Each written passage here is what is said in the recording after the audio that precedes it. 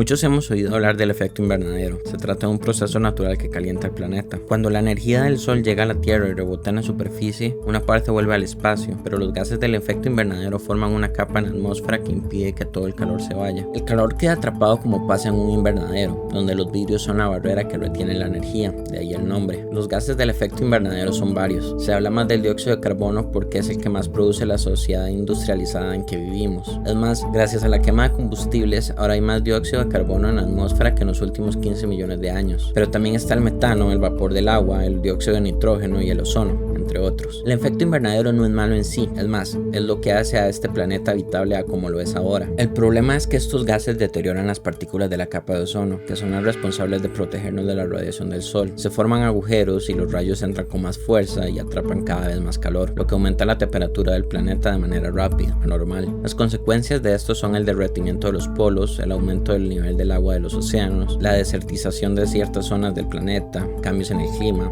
Para combatir el cambio climático es necesario combatir la emisión de dióxido de carbono, el más problemático de todos los gases de invernadero. Es decir, debemos disminuir la cantidad de dióxido de carbono en la atmósfera. Simple. Bueno, algo que tal vez no es de conocimiento general todavía es que no todo el dióxido de carbono se queda en la atmósfera. El océano absorbe una parte. En teoría esto suena como una buena noticia, ¿no? Hay menos dióxido de carbono en la atmósfera y esto ayuda a que el planeta no se caliente tanto como podría. Pues cuando hablamos del cambio climático las buenas noticias no abundan. Y este no es el caso. No son tan buenas noticias. Y todo por una palabra: acidificación. El dióxido de carbono acidifica el océano.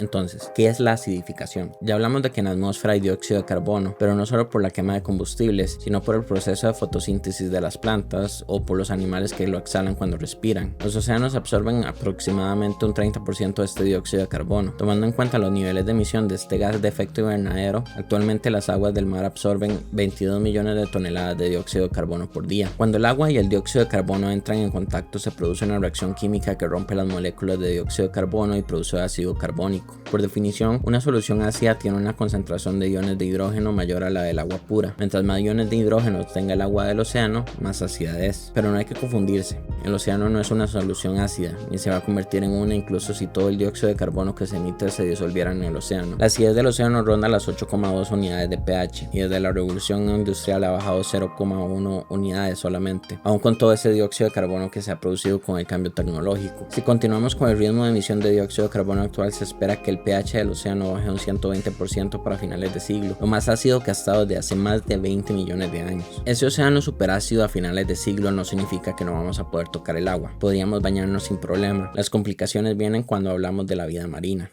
La formación de esqueletos de las criaturas marinas es particularmente sensible a la acidez. La acidez dificulta que los animales con conchas formen sus hogares y protecciones, y aunque lo logren, invertirán más energía que podrían usar para reproducirse o alimentarse. La acidificación también afecta la formación de arrecifes de corales, que ya están sufriendo por el calentamiento global, la contaminación y la sobrepesca. Además, hará los arrecifes actuales más frágiles y más propensos a la erosión. Esto afectaría el hábitat de miles de especies marinas que viven y se alimentan en estas estructuras. Sé que no suena catastrófico, o por lo menos no tan catastrófico como el derretimiento de los polos, pero las extinciones de especies son posibles. En la última gran acidificación que ocurrió hace 55 millones de años, desaparecieron algunas especies. Ahora, una pregunta egoísta: ¿en qué me afecta a mí, humano, que vive fuera del agua? Bueno, hay que recordar que en la naturaleza todo está interconectado. La desaparición de una especie puede significar que un animal pierde una fuente de alimento, y eso es parte de una cadena. La verdad es que no sabemos qué va a pasar, pero la acidificación podría poner en peligro la seguridad alimentaria de millones de personas que viven de lo que produce el mar. Por otro lado, la destrucción de arrecifes de corales significa una barrera menos entre la tierra y las tormentas y huracanes que vienen del océano.